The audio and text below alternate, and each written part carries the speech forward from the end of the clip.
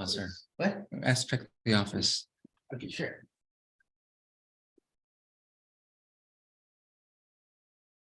So one of the interesting personalities who lived about 900 years ago. He lived 80 years, he lived a pretty long life. His name was Reb Elazar of Germaiza. Germaiza is Worms, Germany. But it used to be called Germaiza. Some ancient old German maps still call it Germaiza. He was from the great rabbis in Germany at that time. He lived about 1160 till about 1240, so about 80 years.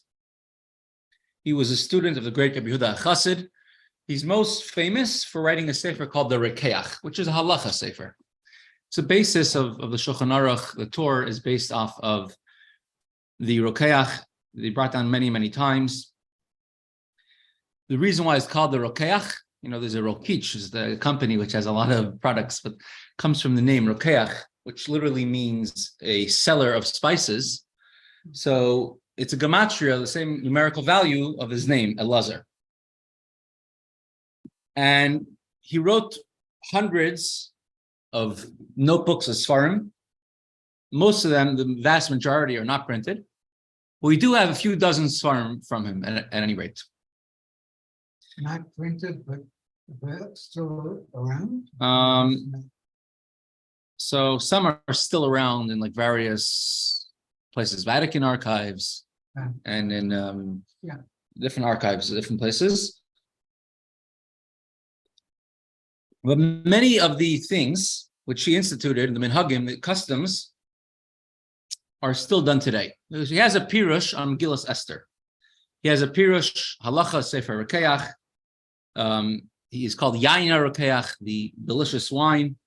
He has many, many Sfarim on Kabbalah, Sefer Chachma, Sefer Nefesh, Sefer Koilos.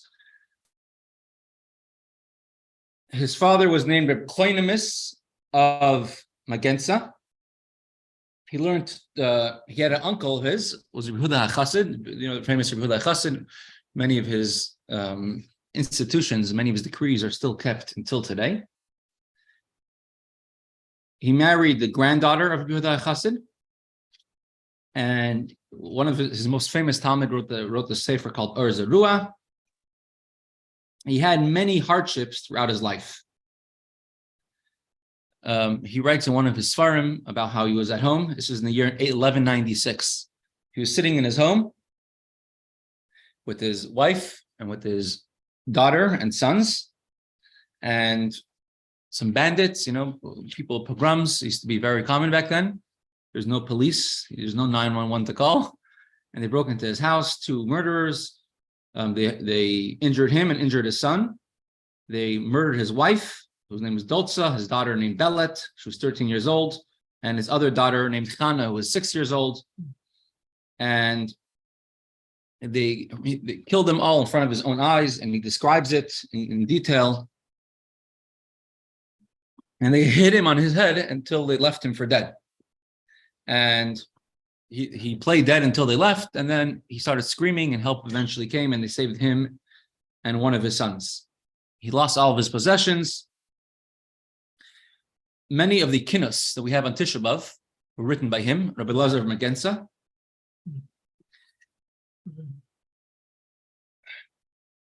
He mentions, woe to me for my son, woe to me for my daughter. So eventually they caught the murderers, and at least they caught one of them, and he was executed by the local government over there. So he decided after that, if Hashem saved my life, it must be for a reason. And he decided to start dedicating the rest of his life to writing Sfarim. So we have many, many Sfarim from Reb Elazar of Magenza. It was very common back then that people who would write a sefer, if a Rav would write a book, a sefer, he would write it anonymously, not saying his name. But he was different. He would write his own name, but he would sign Hakatan, the humble one, the small one. So when one of the things he explains in Pirkei Avos, when he says, Ein cha yedea matan scharon shel mitzvahs, you don't know the reward of a mitzvah, so you should do every mitzvah. And he says, why don't you know the reward of a mitzvah? He says, because everybody receives a different reward for the mitzvah. Someone who has a smaller Yetzer Hara receives a smaller reward. Someone who has a bigger Yetzer Hara receives a bigger reward. And he says it's better to do one mitzvah, which you have to really fight your Yetzer Hara to do, than 100 mitzvahs, which are easy. And that's why he says in the future, when Mashiach comes, there'll be no reward for mitzvahs, because then there's no Yetzer Hara to stop you. Interestingly, he writes a lot about the mitzvah of Kiddush Hashem, because unfortunately, you have to suffer through it. And in Kabbalah, the Bnei Yisachar, Din of Rebbe, he brings him a lot. And he writes that Reb Elazar of Germaiza, he used to learn very often with Eliyahu Hanavi. So many of the things that he writes, he wrote that things that he learns with Eliyahu Hanavi. So that's why many of the things that he wrote. But for some of the examples of the things that he instituted, that it's universal across the board that the Jewish people do today. For example, taking 3 steps back at the beginning of Shemona Esrei, and then 3 steps forward is something that he instituted. There used to be, when you make a mizuman, 3 people bench, you say your Rabbi Maval benchen. People will answer Amen, and he instituted to say Baruch Hu Baruch Shemai, which in many circles still say Baruch Hu Baruch Shemai. To say the pasuk when you're putting the verse that we say when you put it on the talis, he instituted to say it then. The Friday night, if you miss Baruch Hu, there's a paragraph to say. If you miss Baruch Hu saying with the minyan, Chabad says it only Friday night. Other people say it other nights as well. It says Baruch Hu Hashem HaBayrach. It's a paragraph of Kabbalah explaining what happens when in Shemayim in heaven when you say Baruch Hashem HaBayrach, how there's a yichud, there's a unity. He instituted to say that paragraph. The fact that we don't say Tachnun in the whole month of Nisan is thanks to Reb Elazar of Germaiza. You deserve to say thanks. Okay, but wait a second. He's the first source of why Ashkenazim don't eat kitnius on Pesach. don't speak so fast. He's a very first source. In one of his speeches, his drasha that he said on Pesach, so he speaks about that. The Rokeach family are all descendants of him, the most famous one being the Belzer Rebbes, whose last name is Rokeach. They're descendants. The what? The Belzer. Their last name is Rokeach. So he is Tosfos many times. Many of the Tosfos throughout Shas is actually from Reb Elazar Rokeach. He's one of the main people in Tosfos. So one of the Sfarim that he has, it's called Soidei Razia. I'm talking about a list right now of about 60 Sfarim, right? So one of the Sfarim he has is called, and plus many more which never made it to print. But he lived a long life about 80 years, which for those days was considered to be a long life. Yeah, like living maybe 100 today. Like the Shach and the Ramah both lived to be 36 years old. Amazing. Imagine how much they wrote, Shach and the Ramah. Yeah. Yosef Cairo was different. He had 83, I think, which were like also extremely long for those years. The Rokeachs are my cousins. Rokeachs are your cousins. I was about to ask you actually. So he has a sefer called Soidei Razia. It's idea of Kabbalah, idea of Meiser Merkava, the idea of the Merkava. The sefer, many people have it as a school in their house called Raziel HaMalach. You ever heard of it? Sefer Raziel HaMalach. It's actually taken from the sefer of the Rokeach. Raziel stands for Razei Elazar, the secrets which Elazar taught, Reb Elazar of Germaiza. So the sefer Raziel HaMalach is actually comes from Reb Elazar of Germaiza, which is interesting. In the introduction of the sefer Raziel HaMalach is a whole story about when Adam Rishon was sent out of Gan Eden. Motzei Shabbos, so Raziel HaMalach came to him and gave him a sefer, and these are the words of the sefer. That's what it says in the Hakdama. But it was not around. It comes. Raziel stands for Raze Elazar, the secrets of Elazar. Hey, if you have it in your house, you'll never find it. Never have a fire in your house. It's a school to have it in your house. There's a Jew from Jew in Toronto has a vending machine business. He fills up vending machines, and so he has in every vending machine has a little Raziel HaMalach. Make sure no one steals from it. Keep fire away from your house. Yeah, it's a skula for many things. Yeah. So in the Sefer Soidei Razia, he writes on our Gemara, which we just learned. It says, in the future, Hashem will give to every single tzaddik a crown. So he brings the Gemara in Masechta Chagiga, and the Gemara says, let me just bring it up while we're talking. So the Gemara in the Masechta Chagiga writes that there's an angel called Sandalphon. Some say it's Matatron, and it fits with the Gematrias. And it says the angel called Sandalphon, he stands behind Hashem's, the Merkava, the throne of glory, and he sews or he ties crowns to Hashem.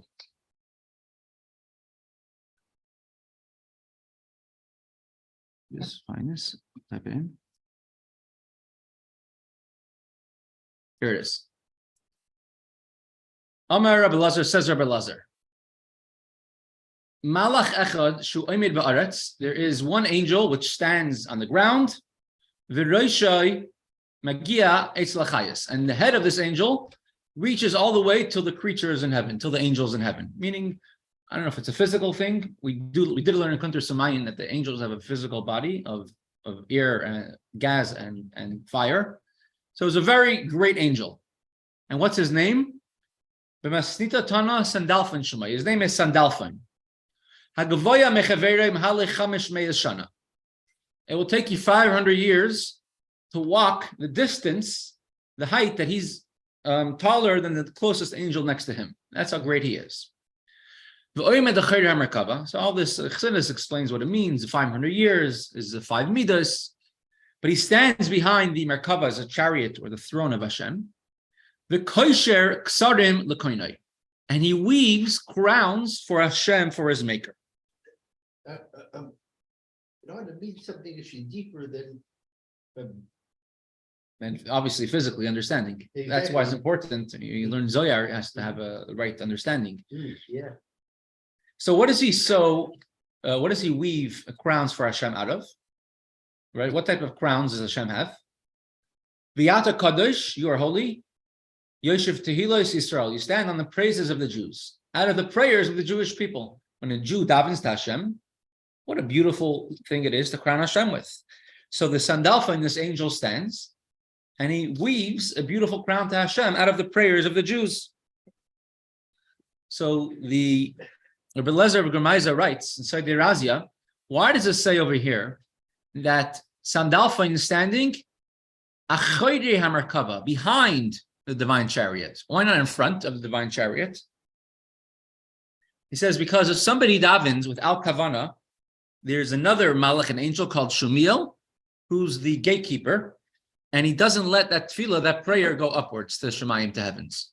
Like a famous story of the Baal Shem Tov, he was with his students one time, Talmidim, and they came to a city, and they wanted to go into a shul to daven, and Baal Shem Tov said, I can't go into the shul. It's too full of davening, too full of prayers. I said, wow, it's a great thing. So Baal Shem Tov said, when a person davens with kavana, their tefillah, their neshama, their prayers go upwards. It says in Tanya, many chapters, about 10 prakim in Tanya describe about avan yira, your love and fear, your kavana and davening are the wings, the two wings, which bring your tefillah up to Hashem. If you daven a prayer without kavana, so then the prayer cannot go up to Hashem.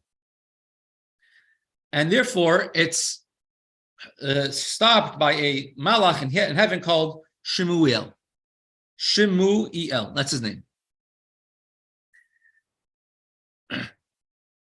So if he sees a prayer which is worthy of being a crown for Hashem, so then the malachim, they open the doors and they let the prayer inside.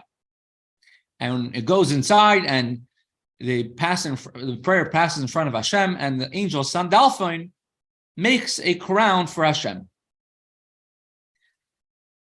And Hashem, of course, will accept and be happy and be proud of the crown that was sewn for him from the prayers of a Jew. When Hashem, in turn, listens to a tzaddik prays, a tzaddik davens. So, of course, tzaddikim's prayers are the greatest type of crown, beautiful crown for Hashem. And when there's a prayer from a tzaddik, Hashem is so proud of it that Hashem will listen to anything that tzaddik davens for. And this is what he says. What it says in our Gemara, on that day, right, by Yoimahu, on that day, Yi Hashem tzvakos lateres tzvi uletzviras tifara. Hashem will be a crown of glory and a diadem of beauty for his people. What does it mean by that? To which type of person? We're saying to those who do the will of Hashem, to those who are mason atzmi kishurayim, people who hold themselves small and unimportant. For those people, because you have all the other prayers of everybody else in the world, they can't make a crown for Hashem. Whose prayers are the crown for Hashem? The tzaddikim, the righteous ones, or Baal Tshuva, someone who returns to Hashem with his heart, who really davens. So in turn, because they made such a beautiful crown for Hashem, so in turn, therefore, on that day in the future, Hashem will make a crown for them, for every single tzaddik. They made their prayers became crowns for Hashem. In turn, their prayers become Hashem. Back on them, Hashem puts a beautiful crown on their head. Coming from what you said before, but when it said that angel was so large, Yeah, it was 500 years. 500 years journey. But years is not light years are, but years are not a distance No, he's saying that he says Mahalek, a journey of 500 years. or a journey. Okay. So you have to journey 500 years in order to see to cover the distance between him and the next closest one. Okay. Been by boat, or by a camel, or by walking. I don't know. 500 years. I don't know. It's What are those speeds? maybe it's light years. I don't know. Maybe it's walking. I don't know. You have actually, what's interesting that nowadays, because we have computer interface, so I think we can actually have a very good muscle for actually all of these descriptions where it's like, you look at the computer interface and you see the here or whatever, and you see all the thing. And really, it's just for our convenience. Behind it, is actually the whole programming and everything. So, actually, what it's describing to us is the computer interface. Oh, we see actually 500 stuff, and meanwhile there must be actually some sort of concepts behind it that's trying to convey in these things, the 500 years and stuff, all sorts of explanations. And I'm sure actually that there must be actually probably many explanations for the different descriptions. I'm sure. Right, I'm going to as a preparation, you could say, for Gimmel Tammuz. I'm going to bring up on the screen what I could, and I'm also going to learn from a sefer over here, a sicha of the Rebbe about the idea of what is a nasi, what is a leader of the Jewish people. So sicha from Yud Shvat of the year CHodesh 57, 22, 1962.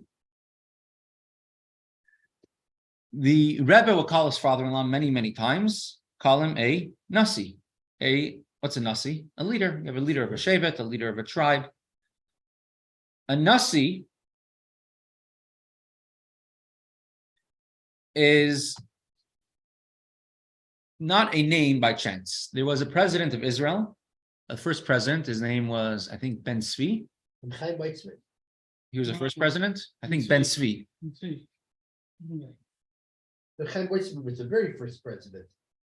Yitzchak Ben Tzvi was the later one. Yes. So Yitzchak Ben Zvi. He was one of the first presidents of Israel. And in Israel, the president's office is called a Nasi. And a Nasi, the president. Now, the Rebbe wrote to him, and the Rebbe wrote to him, Rosh Medinat Yisrael, the leader of the country of Israel, and the Rebbe wrote to him in a letter, I apologize to you why I did not call you a Nasi. The Nasi, because by us, a Nasi is someone who's from when I was a little child, from when the day I went to CHodesh, the Rebbe writes, I have been imagining in my mind what it will be when Mashiach comes, and who will be the true leader for the Jews, and therefore he will. It will make all of our sufferings during the entire exile all worth it at that time, and therefore I cannot give the term Nasi, which is a term for who Mashiach will be, to a person who is not going to be the leader of the Jewish people, and who, therefore, I apologize why I cannot call you, I did not call you with the name Nasi.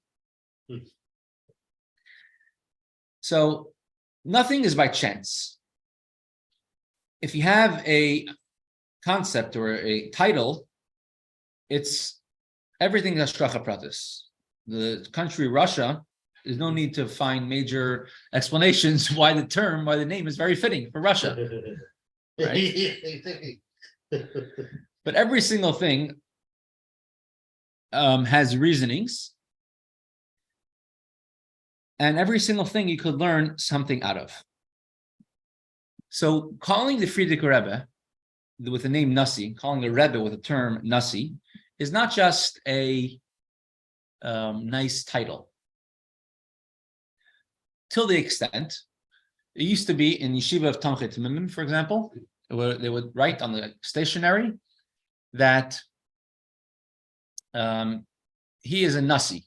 They would write the Nasi, the leader of the yeshiva, is so the Frierdiker Rebbe, and would have his name.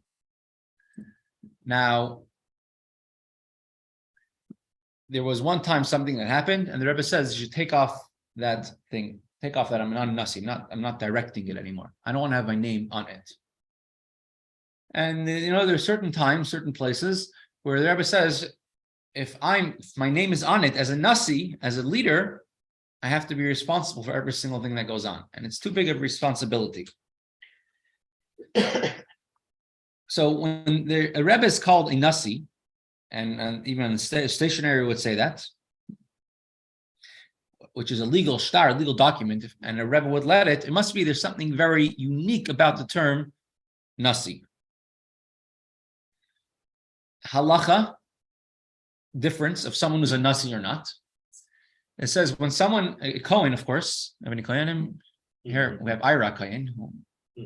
A Kohen is not allowed to become Tameh, impure, to someone who's not alive. However, someone passes away. When a Nasi passes away, a leader passes away,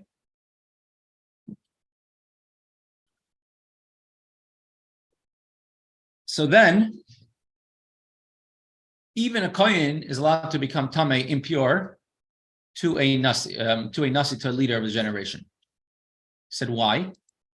Because everyone is considered to have a direct connection to the Nasi, and therefore it's considered to be a mes mitzvah, someone that only you can take care of. Like a Kohen is allowed to do it if you for certain very close relatives. Correct. Yeah. A Kohen is allowed to become Tameh even for any Nasi, correct. A Kohen can become Tameh. It's a halacha. And that they would push off a carbon Pesach if a Nasi passed away. Or they wouldn't push it off, and they would bring it betuma, bring it while everyone is Tameh, because the Rosh, most of the community was Tameh, was impure at that time. So the Maloya Royim, he's one of the Achronim who's brought down in Pirush on the Rosh, and he was accepted, widely accepted.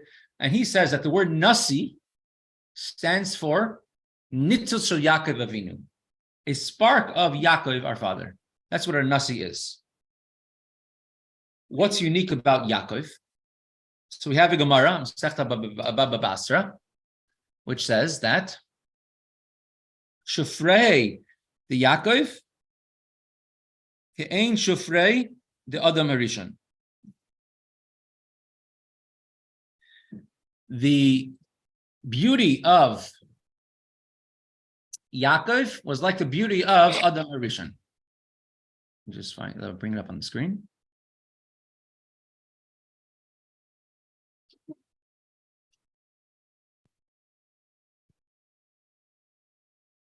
Right. The beauty of Rav Kahana was similar to the beauty of Rav. The beauty of Rav was like the beauty of Rabbi Bo. The beauty of Rabbi Bo was similar to the beauty of Yaakov Avinu. The beauty of Yaakov Avinu was similar to the beauty of Adam, the first man. So the beauty of Yaakov Avinu is saying, being that it's compared to Adam, and Adam Arishon, he was called an Neshama Klalis, a general soul. A soul which included every single person for all eternity. Whoever was born is included inside of Adam Arishon. And that's why every single person has all the features of Adam Arishon, of Adam, the first person. And there's a difference of Avram, Yitzchak, and Yaakov. Avram was a big tzaddik. He had a son Yishmael. Right? He was too kind, you could say. So he had a son Yishmael. Yitzchak, he was a big tzaddik. He had a son Esav. Being too strict, he had a son Esav. Right? Famous thing. Why Esav's head is buried in Maras Machpelah, because the head of Esav comes from Toyu, and it's very good. Yaakov, even though a very large portion of his life, he was outside of Eretz Yisrael, outside of an environment of holiness, still every one of his children came out to be a great tzaddik.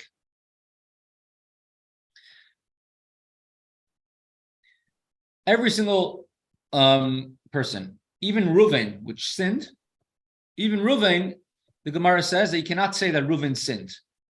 And the explanation is to say why it wasn't really a real sin what Reuven did. What Reuven did was he moved his father's bed. It wasn't really a sin. He wanted his mother to be after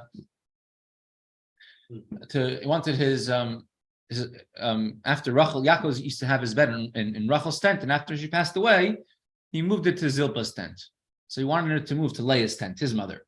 So he didn't really sin, didn't make a sin. And he's called the Bechar, the firstborn, meaning that he was still a tzaddik. So all of Yaakov's sons were great tzaddikim. So this is the difference between a Rebbe and a Gadol B'Yisrael. What's a Gadol B'Yisrael? Dovi comes from many Gedolim. But great, but if Israel, he has to be tzaddik also. Right. A Gadol, there's many Gedolim, many great people among the Jewish people. We can have a Gadol, a great Jewish leader, which for some reason, whatever it is, there might be one or two Jewish people in the world, or maybe more, which don't have a connection with them. That's a Gadol, a great Jewish leader. A Nasi, it cannot be missing even one. A Nasi is like Yaakov Avinu. Yaakov Avinu cannot be missing even one child. He had so many children, 13 children, especially if they had twins with them or triplets. He had many, many children. But not even one of them was missing. Now, even one of them was not a tzaddik. A Nasi is how even one Jew, not a single Jew, could be missing from a Nasi. So that's why it says, Nasi stands for Nitzutz Shel Yaakov Avinu, a spark of Yaakov, our father. Adam Arishon, the first person, he was a grandfather of every single person who ever lived. Yaakov Avinu, every single Jewish person, descendants from Yaakov Avinu. Not all of Yaakov, Avram, or Yisach's descendants were Jewish. From Yaakov Avinu, they were. So a Nasi is someone whose neshama is connected to every single neshama of the generation. They're all part of the neshama of a Nasi.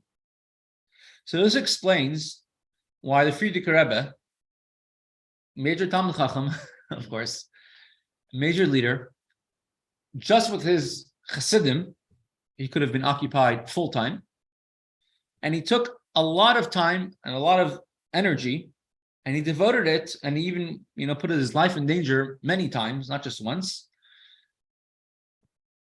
in order to help out Jews, even Jews who did not follow necessarily the ways of the Torah, and even Jews which were fighting him, fighting things that the Frierdiker Rebbe stood for, and the Frierdiker Rebbe would help them, and not just spiritual help and advice, physical help, giving them physical needs that they needed.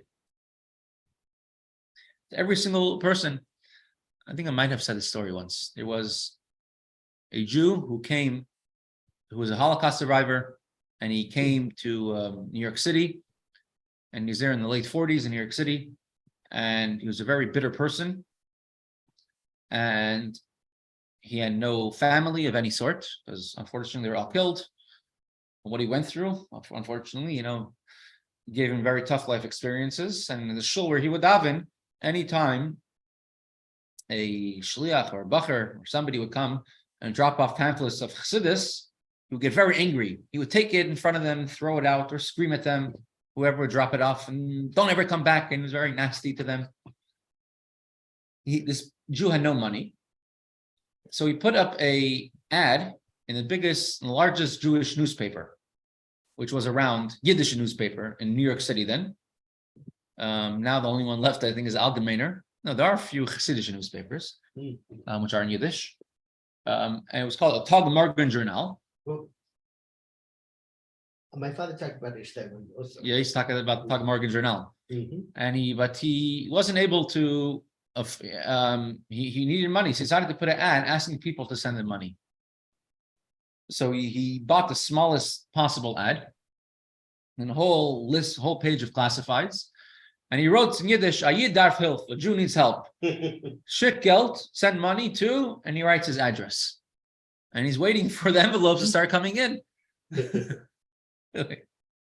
Of course, right? Mhm. And he's waiting and waiting, and only one envelope came in. It was a check from the Frierdiker Rebbe for $10. That was the only envelope which actually came in, and the $10 in the 40s was a respectable sum to give to Yes. somebody. So, of course, right afterwards, he stopped and he asked Mechila and he changed. But the idea of a Rebbe is that every single Jew, you can't even have one missing. That's the idea of what a Rebbe is called a Nasi.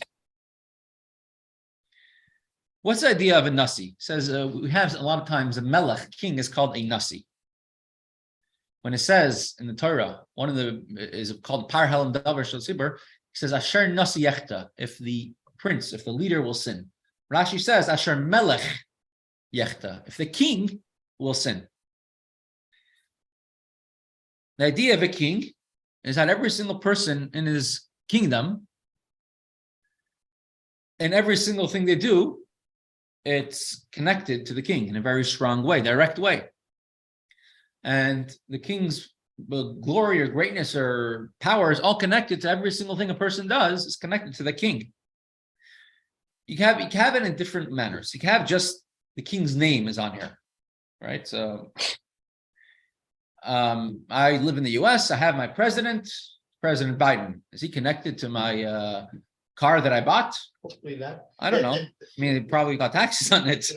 But again, but I don't look not at the kings or not the leader of this country, at the way he acts, the way he is, the way how smart he is, or how kind he is, or any of that. That's not a king. It's just a leader. It's not called a Nasi. A Nasi,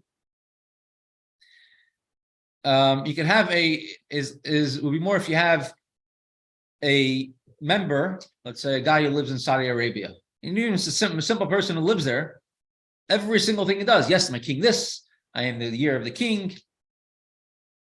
Every single thing in the country is connected to him. Yes, where's the oil from? It's the Saudi king's oil. We see in the opposite sense. For example, you have a nation called Amalek. Amalek, which is the enemies of the Jewish people, and it's a mitzvah to destroy Amalek. But not just destroy the people of Amalek, you have to destroy every single thing. Zecher Amalek. Even the remembrance of Amalek. Meaning you can't have one day the mitzvah of Matera is that there'll be a museum called the Museum of the Nation that once was called Amalek. Even that you're not allowed. Right? It means you have to destroy not just the people and the animals they have. Yes? Oh.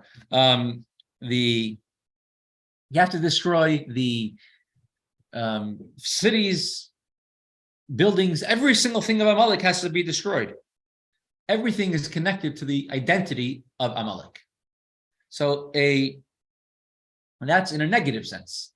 In a positive sense, in a way of Kedusha, holiness, the idea of a king and a Nasi is that every single Jew is connected to him. And not just the Jew, the person themselves, but everything they have is connected to them in a good sense. So the plants that they grow, the pets that they have, the car that they drive, everything they have is connected. So whoever is under a king's jurisdiction, they're born into it. Not necessarily do they always choose it. Especially if someone has the merit to be born in a generation of a Rebbe, the Rebbe is not a private individual. Rather, a Rebbe is someone who is there for every single Jew. So every single thing a person does that's connected is called back to a Rebbe. Now, CHodesh explains the idea of a shame, a name. A name is something external. If a person is living by themselves in a desert island, so then there's no need for themselves to have a name.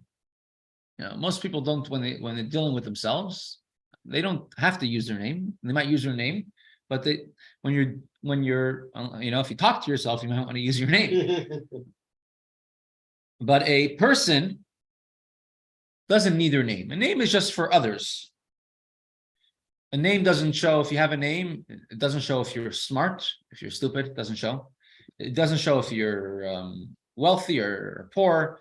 A name doesn't show anything about you. What does show about you? Your personality. People see you. It says a Talmid Chacham, a Torah scholar. You could tell in them the way they move, the way they interact with others, the way they speak. Except there's a Gemara that says Rabbi Meir used to tell everything about a person by his name. Oh, that's right. You're going ahead. Oh, I'm sorry. Very good. Very good. So a name is an external thing. So if you have a king, you can have King George I, George II, George III. Do you know anything about them? Just the name doesn't tell you who they are. However, it says in CHodesh and it says when you want to revive somebody who fainted, you have to call their name in their ear, tell them to wake up. Baal Shem Tov came down; he was called Yisrael. Jewish people were a little discouraged at that point after all the pogroms and persecutions and different things that happened, and he came to revive the Jewish people. When you call king, you're calling the king himself. When I say, let's say the king's going by and I say, King Shlomo or King Dovi, and he turns around, I want the whole king to turn around. I want the king to give his attention to me. So when you call somebody by their name, you're calling their attention to who they are. If I shake the king's hand, it could be that he doesn't know who you are. He didn't give you attention. I'm just touching his hand. Now, if you make the king happy, meaning that I connected to the king on an emotional level. So I sang the king, I have a great voice, and I sang the king a song, and now he's all happy. So now I connected him at least on an emotional level.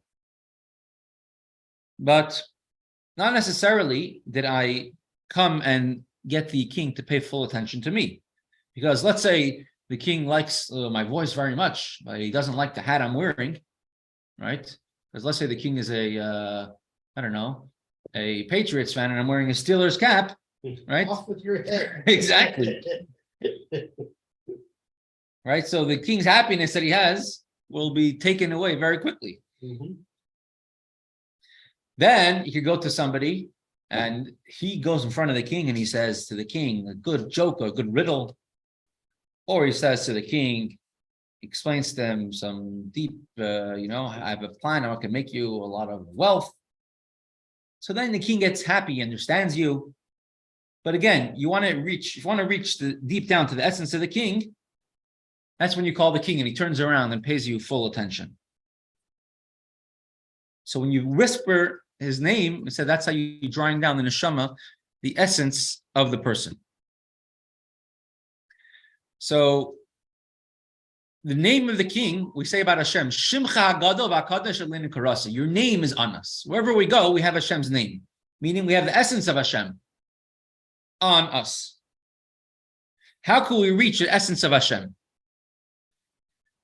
If you're trying to understand the king's everything the king does, what he understands, we're saying the king said a reason and I rationalize it. I might be able to rationalize something, but he's not really connecting himself to the king. I'm just connecting myself to a smart set of rules. Shlomo HaMelech was very wise. But when you have the name, when a person carries with him the badge, I have the king's name on me, so everybody feels that they have the entire essence, entire country, you could say, is sitting on them. So in order to reach the deepest and essential part of the king, to become one with them, that's through listening and fulfilling what the king wants, doing what the king's desires are.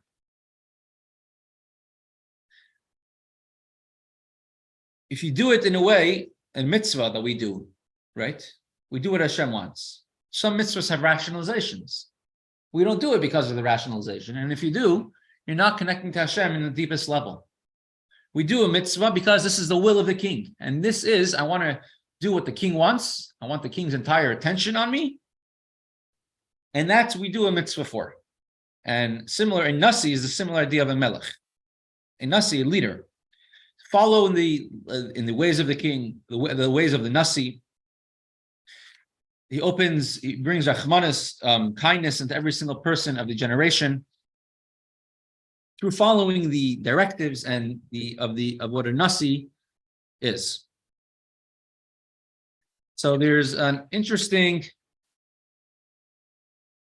story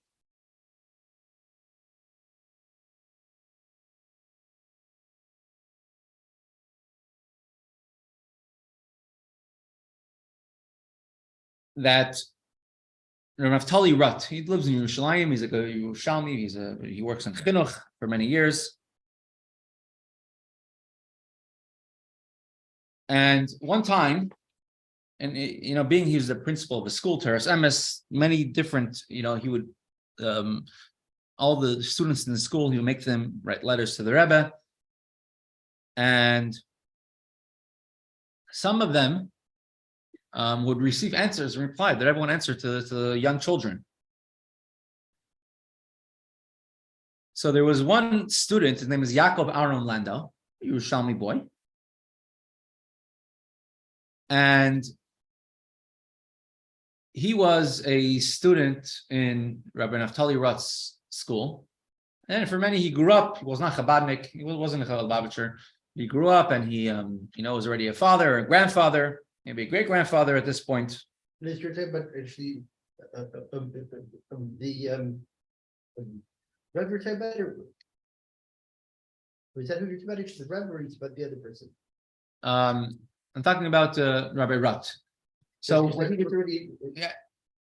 He is such a good educator.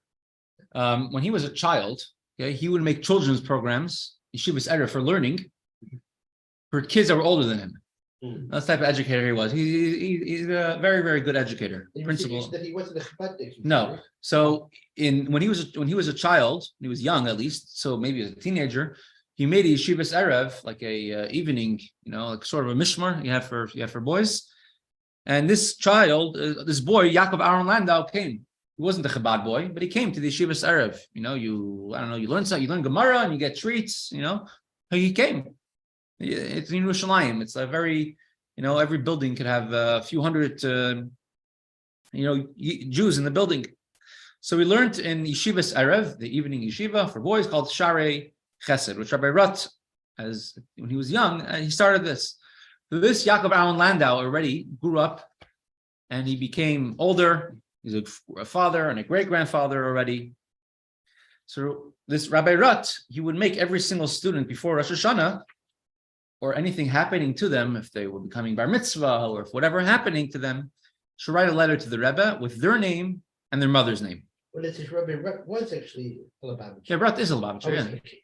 Still around. He's probably in his 80s now, maybe 70s. So in the year 1956, so the whole group of students, of boys that he had in this Yeshivas Erev, they wrote a letter to the Rebbe, asking a bracha for the new year, and they all wrote their name and their mother's name. And he also signed. This Yaakov Aaron Landau. Now I'll show you. Let me on the screen. Let me stop share. I don't know if you could see it over here. Let me see if there's a way of turning. There's a way to turn around the video settings, because you can't see it so clearly on the screen. Mirror my video. Now you can see it. Okay. I don't know if you could see over here how good the webcam over here is. If you see over here, this is a letter the Rebbe wrote in the year 1956. And here's his boy Yaakov Aaron Landau, and he wrote Yaakov Aaron ben Malka. That's where he wrote his name. The Rebbe had to add on Dina, his mother's name. This boy is not a Chabadnik, and he's a boy in Yeshivas Erev, in a night program in Yerushalayim. The Rebbe had to add on the name Dina in the Rebbe's own handwriting, or the name of his mother. That's what it was. His mother's name was Malka Dina. That was his name. Malka Dina. You see, the Rebbe added on the name Dina. Is Malka? No normal way for it. Obviously no normal way for the Rebbe to know. Correct. So he asked him why. So he met this Yaakov Aaron Landau. He's already much older, and he says, "Why didn't you write the name Dina when you wrote your name? You know, your name is Yaakov Aaron ben Malka. Why didn't you write the name Dina also, and your mother's name?" He says, because in Yiddish, which all the kids in Yerushalayim would speak, the name Dina can mean something derogatory. So he didn't write the name Dina because he thought it was a not nice name. And therefore the Rebbe himself had to write his name. The Rebbe had to use his Ruach Hakodesh, but the Rebbe himself wrote the name. Says, the Rebbe gave a 12-year-old child who's writing to the Rebbe, and he's hiding his mother's name. And the Rebbe wants to make sure that he gets what he receives his name. You see, the Rebbe cares for every single individual. The fact that the Rebbe knew the name of the Ruach HaKodesh, and you see the Rebbe even wrote it down, that's not a big deal. Oh, it's a big deal to me. For me, for us at least, because that's what a Rebbe could do. But the fact that the Rebbe cared for a 12-year-old child and tell him everything's okay, that's a unique thing. So shkach for joining, Reb Label, and Mr. Minsky, Reb Yossi, Mr. McDoodle, and of course everybody here, like Harp and Dovi and Mike and Mr. Nader. Thank you, Rabbi. So tomorrow, no class. Tomorrow, as of now, no class. I asked for someone to come give a class. If there is,